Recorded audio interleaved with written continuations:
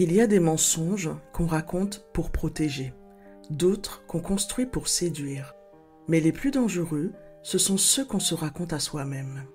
Marc était un homme bien. C'est ce que tout le monde disait. Un bon mari, un père impliqué, un professionnel irréprochable. Mais Marc portait un secret. Pas un faux pas une trahison passagère. Une vie entière, dépliée en deux. Dans cet épisode, nous allons plonger dans le cœur d'un paradoxe humain. Comment peut-on aimer sincèrement deux femmes et mentir chaque jour?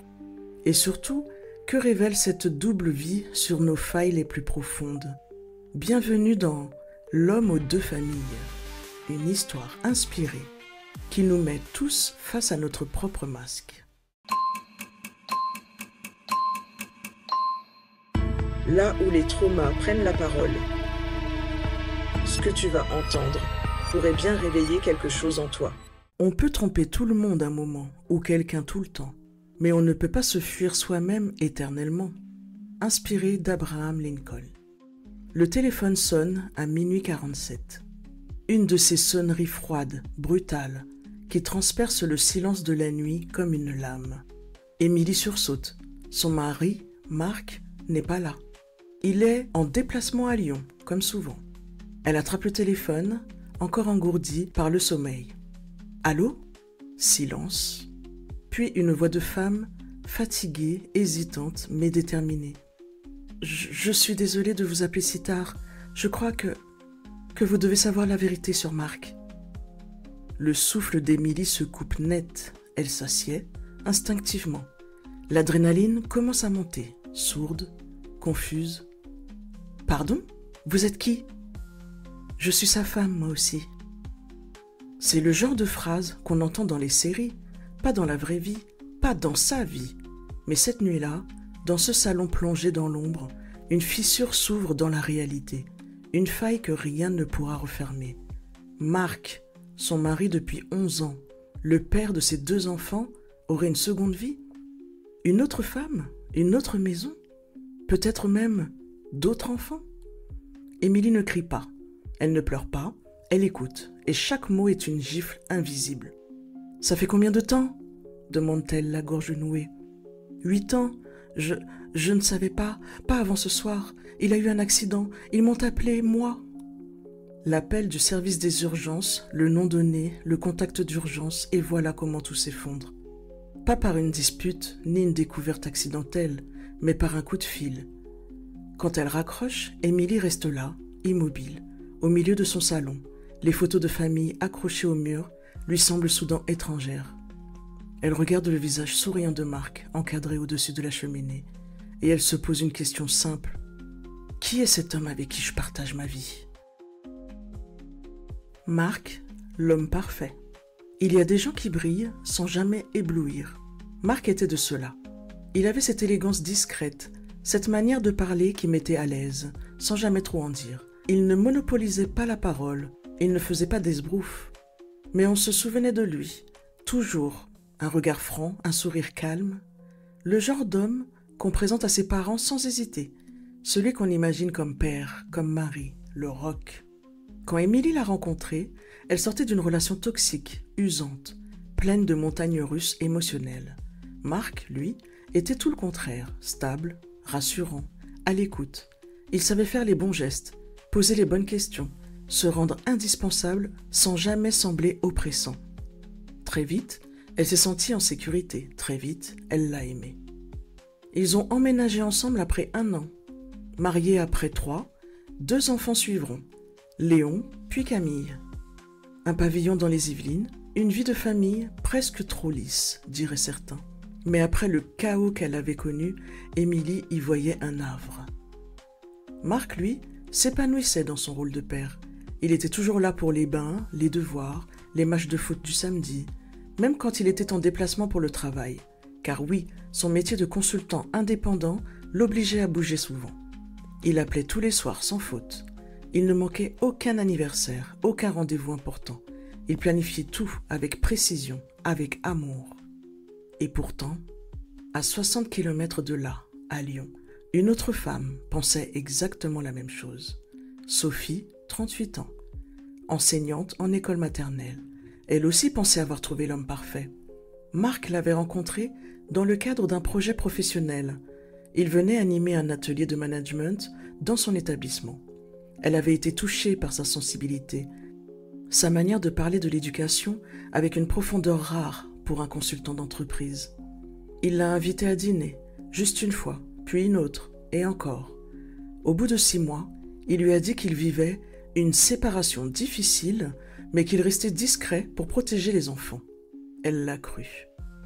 Avec elle, il était différent, plus rêveur, plus vulnérable, peut-être même plus vrai. Ils ont emménagé ensemble 2 ans plus tard. Une petite fille est née, Mila. Là encore, Marc a tout géré, les couches, les réveils, les nuits blanches. Il jonglait entre les semaines à Lyon et les retours à Paris, où il prétendait finaliser la vente de son ancien appartement ou s'occuper de son père malade. Il avait réponse à tout. Et les 2 femmes, trop occupées à aimer et à survivre à leur quotidien, ne posaient pas les mauvaises questions. Elles n'oubliaient jamais un détail. Il avait 2 téléphones, des calendriers codés, une mémoire hors norme. Il passait parfois des nuits blanches à organiser les plannings pour que personne ne croise personne, que les histoires restent cohérentes, que les absences soient justifiées. Ce n'était pas une double vie, c'était une partition d'horloger, une mécanique de précision. Mais à quel prix? Marc ne dormait plus vraiment. Il vivait dans un stress latent, une vigilance permanente. Il savait que tout pouvait s'effondrer à chaque instant. Et en même temps, il ne pouvait pas s'arrêter. Parce qu'il avait besoin des 2, de la légitimité d'Émilie et de la tendresse de Sophie. Il se sentait vivant, dans l'équilibre instable entre ces 2 mondes. Il se sentait aimé, nécessaire, utile. Il pensait peut-être que tant qu'il faisait tout bien, personne ne souffrirait. Il croyait que l'amour justifiait ses silences. Il n'a jamais anticipé la chute. Il croyait maîtriser la narration. Il ne savait pas qu'il était devenu un personnage de fiction. Il avait bâti 2 existences parallèles avec la même sincérité qu'un comédien qui croit à son rôle. Sauf que dans cette histoire, il n'y avait pas de spectateurs, juste des victimes collatérales. Et lui, l'homme parfait, ne voyait pas encore qu'il construisait son propre effondrement. L'accident qui fait tout basculer. Il est 18h12 quand tout bascule. Marc rentre de rendez-vous fatigué. Il pleut sur Lyon, cette pluie fine et tenace qui détrempe les pensées autant que les trottoirs. Il ne roule pas vite, mais il est ailleurs. Il pense à l'anniversaire de Léon, prévu ce week-end, à la sortie scolaire de Mila qu'il avait failli oublier, à son planning encore, toujours. Un feu orange, un freinage trop tardif. La voiture heurte un muret en béton. Pas violemment, mais assez pour déclencher les airbags. Il perd connaissance quelques secondes, rien de grave, mais assez pour que les secours soient appelés. Quand il reprend conscience, il est déjà à l'hôpital. Il entend des voix, floues, métalliques, une lumière blanche crue et la sensation désagréable d'un monde qui lui échappe. « On a prévenu votre conjointe, monsieur, elle arrive !» Il ne réagit pas. À cet instant précis, Marc est encore dans sa bulle. Il pense que « conjointe » veut dire Sophie. C'est elle qui est enregistrée comme « personne à contacter » pour ses séjours à Lyon. Il ne réalise pas encore. Mais quand il ouvre les yeux quelques heures plus tard, c'est bien Sophie qu'il voit. Elle est là, bouleversée, tenant Mila dans ses bras. Elle a les traits tirés, les yeux rougis, elle le touche, le serre. Il croit que tout va bien. Jusqu'à ce qu'une voix s'élève, glaciale, depuis l'entrée de la chambre. « Marc ?» Il tourne la tête et là, figée dans l'encadrement de la porte, c'est Émilie. Elle est pâle comme un drap, les bras ballants, le souffle suspendu. Derrière elle, un infirmier qui comprend trop tard l'erreur colossale qui vient d'être commise. Les 2 femmes se regardent, un long silence, puis comme au ralenti, Émilie avance, chaque pas résonne dans le vide que Marc sent s'ouvrir sous ses pieds. « C'est qui cette femme ?» demande Sophie, le regard en vrille.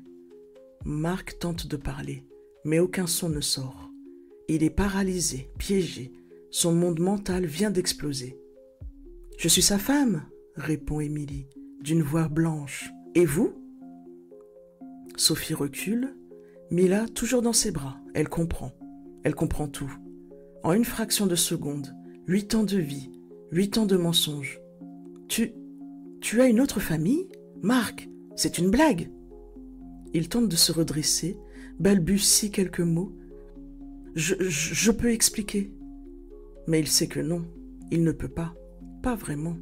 Parce que pour la première fois, ce ne sont pas deux mondes qu'il doit jongler, c'est la collision. Brutale, irréversible.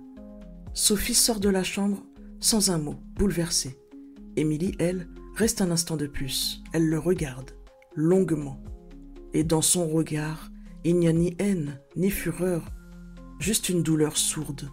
Une trahison trop profonde pour éclater en cris. « Tu m'as volé 11 ans de ma vie !» dit-elle simplement. Puis elle tourne les talons. Marc reste seul dans son lit d'hôpital, seul avec ses mensonges, seul avec lui-même. Les jours suivants sont un effondrement. Sophie le quitte. Elle le chasse de l'appartement. Exige qu'il coupe les ponts.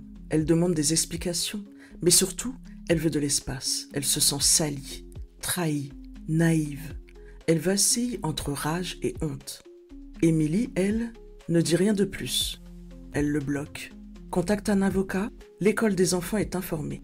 Elle explique à demi-mot, sans vouloir blesser davantage. Mais Marc sent déjà que le lien est brisé, que ses enfants, eux aussi, vont découvrir qu'il a menti, et peut-être le haïr. Il perd son équilibre, sa structure, son emploi, basé sur des recommandations et du réseau, lui glisse entre les doigts. Son nom commence à circuler, les regards changent. Il était l'homme fiable, il devient l'homme douteux. Et surtout, il perd ce qu'il croyait contrôler, l'histoire. Car jusque-là, il écrivait le récit. Il en était l'auteur, maître du temps, des absences, des retours. Mais ce jour-là, à l'hôpital, c'est la réalité qui a repris la plume. Le garçon qui voulait plaire à tout prix. Marc n'a pas grandi dans la violence ni dans le drame. Il a grandi dans le vide. Un vide affectif feutré, discret, imperceptible. Le genre de silence qui ne fait pas de bruit, mais qui s'installe profondément. Sa mère, Jeanne, était une femme rigide, perfectionniste, toujours préoccupée. Elle courait sans cesse derrière un idéal de contrôle, un intérieur impeccable, un mari irréprochable, des enfants modèles.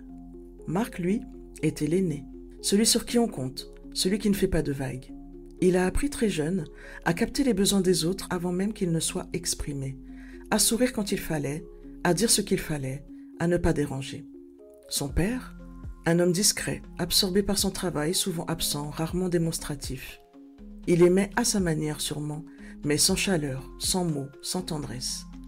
Alors Marc a grandi en creux, pas maltraité, mais jamais vraiment vu. À l'école, il était bon élève, mais pas brillant, poli, mais pas charismatique. Il passait entre les mailles, invisible aux yeux des professeurs comme à ceux de ses camarades. Ce sentiment d'être transparent, Marc l'a vécu comme un poison lent. À l'adolescence, il découvre que, s'il devine ce que l'autre attend, il peut être aimé. Il devient donc un expert de l'adaptation. Avec les filles, il est charmant, attentionné, disponible, mais il ne s'attache jamais trop, parce que s'attacher, c'est risquer d'être abandonné. Et cette peur-là, il ne la supporte pas. Marc se construit donc un personnage inconsciemment. Un faux self, comme l'appelle Donald Winnicott. Une version de lui-même, socialement acceptable, aimable, flatteuse. Ce faux self devient tellement efficace que Marc s'identifie. Mais derrière ce masque, il y a un petit garçon gelé, un enfant qui n'a jamais entendu « je t'aime » sans condition, qui n'a jamais été pris dans les bras sans avoir d'abord bien travaillé, bien rangé, bien souri. Le problème, c'est que ce type de blessure ne crie pas, elle se camoufle. Et elle transforme l'adulte en caméléon affectif. Quand Marc rencontre Émilie, il y voit la promesse d'un foyer stable. Il s'y installe avec application. Il devient l'homme qu'elle attendait. Il répond à toutes les attentes. Il coche toutes les cases. Mais il ne s'est jamais demandé ce que lui, au fond, désirait vraiment. Et puis un jour, il rencontre Sophie. Elle lui parle autrement. Elle voit en lui une sensibilité qu'Émilie n'a jamais vraiment nommée. Elle lui donne un rôle différent. Elle le fait se sentir unique. Et là, la faille se rouvre. Il ne peut pas dire non. Parce que dire non, c'est décevoir, rejeter, risquer d'être rejeté en retour. Alors, il dit oui. Il entre dans cette nouvelle histoire, comme on entre dans un rôle de théâtre. Il s'investit, il aime, mais toujours à travers le miroir de l'autre. Il ne cherche pas l'authenticité, il cherche à mériter l'amour. Et tant que les deux mondes ne se croisent pas, il peut maintenir l'illusion qu'il est cet homme formidable, cet amoureux dévoué, ce père présent. Il croit sincèrement à cette image, parce qu'elle est le seul rempart contre le vide d'origine. Mais cette stratégie, aussi sophistiquée soit-elle, repose sur une peur primitive. Si je ne suis pas parfait, on m'abandonnera. Ce schéma est classique chez les enfants ayant vécu une forme de négligence affective. Ils deviennent des bons élèves de la vie, des hyperadaptés. Mais cette adaptation se fait au prix de l'identité. Marc n'a jamais su dire non. Il n'a jamais appris à poser des limites. Parce que poser une limite, c'est risquer de ne plus plaire. Et ne plus plaire, pour lui, c'est mourir intérieurement. Quand il mentait à Émilie, il ne se sentait pas coupable, il se sentait protégé. Quand il mentait à Sophie, il se sentait nécessaire. Ce n'était pas de la manipulation dans le sens clinique, c'était une stratégie de survie. Et tant que l'édifice tenait debout, il pouvait continuer à jouer ce double rôle, en espérant quelque part qu'aucune des deux femmes ne voie l'enfant perdu qu'il était vraiment. Le vide derrière le masque. Lorsque Marc sort de l'hôpital, il n'a plus de maison. Émilie a changé les serrures. Sophie refuse de lui parler. Ses affaires sont dans des cartons, posés dans un box en périphérie. Il dort quelques nuits chez un ancien collègue, puis dans un Airbnb. Le décor de sa vie a été rasé en une nuit. Mais le plus violent n'est pas là. Le plus violent, c'est le silence. Personne ne lui parle. Personne ne lui écrit. Les enfants ne répondent plus au téléphone. Léon a 10 ans, il sait. Camille est plus jeune, mais elle sent tout. Quant à Mila, il ignore si Sophie lui parlera un jour, de lui autrement qu'en négatif. Marc est seul, brutalement, totalement. Et pour la première fois, il est face à lui-même. C'est un collègue qui lui souffle un nom, un psychologue, discret, compétent, spécialisé en thérapie systémique. Marc hésite, puis appelle. Au début, il ne parle que de faits, l'accident, la révélation, la trahison. Il se positionne encore comme victime d'un engrenage qui le dépassait. Mais le thérapeute reste silencieux, attentif, jusqu'à poser cette question simple, presque anodine. Et vous, Marc, à quel moment avez-vous cessé d'exister autrement que pour les autres ? Marc ne sait pas répondre, il baisse les yeux et sent, là, que quelque chose lâche. Les semaines suivantes, il parle, pour la première fois peut-être. Il parle de son enfance aseptisée, de sa peur d'être encombrant, de sa manière de capter l'ambiance d'une pièce pour s'y adapter immédiatement. Il évoque cette habitude de toujours sourire, de toujours rendre service, de toujours être le mec bien. Et il découvre que ce comportement n'est pas de l'altruisme, c'est un conditionnement, une manière de rester aimé, de ne pas être rejeté. Le psy lui explique que derrière ce besoin de plaire se cache souvent une blessure de rejet précoce, que le faux self n'est pas un mensonge, c'est un bouclier, mais qu'à force de jouer un rôle, on finit par oublier qui l'on est. Marc pleure. Parfois, il a honte, il se sent sale, indigne. Mais il comprend que ce n'est pas un monstre, il est un homme blessé qui a blessé à son tour, et que la réparation commence, non pas en demandant pardon aux autres, mais en se demandant pardon à lui-même. Dans sa solitude, il réapprend les gestes simples, cuisiner pour lui seul, marcher sans but, lire sans fuir. Il s'interroge, qu'est-ce qu'il aime vraiment ? Qu'est-ce qui le fait vibrer, lui, en dehors du regard des autres ? Longtemps, il n'a pas su répondre, mais peu à peu, des fragments émergent. Un goût pour l'écriture, un besoin de silence, un amour ancien pour la nature qu'il avait oublié. Il recommence à vivre, non plus pour combler, mais pour se reconnecter. Il n'essaie pas de reconquérir Émilie. Il comprend que ce serait encore un acte égoïste chercher à réparer une image plutôt qu'assumer la chute. Il écrit une lettre à ses enfants, pas pour se justifier, juste pour leur dire la vérité, avec des mots simples. Je ne sais pas si vous pourrez me pardonner, peut-être jamais, mais je veux que vous sachiez que je n'ai pas été honnête, non pas parce que je ne vous aimais pas, mais parce que je ne savais pas encore aimer sans avoir peur. Il continue sa thérapie, pas à pas. Il lit Winnicott, Gabor Maté. Il découvre qu'il n'est pas seul, que d'autres hommes vivent avec ce vide, cette faille, ce besoin de reconnaissance qui les pousse à mentir, non pas pour trahir, mais pour exister. Il se regarde enfin s'enfuir, et il découvre quelque chose d'inattendu. Derrière le masque, il y avait un être humain, fatigué, fragile, mais réel. Et ce réel, même s'il est douloureux, est plus vivant que tous les rôles qu'il a pu jouer.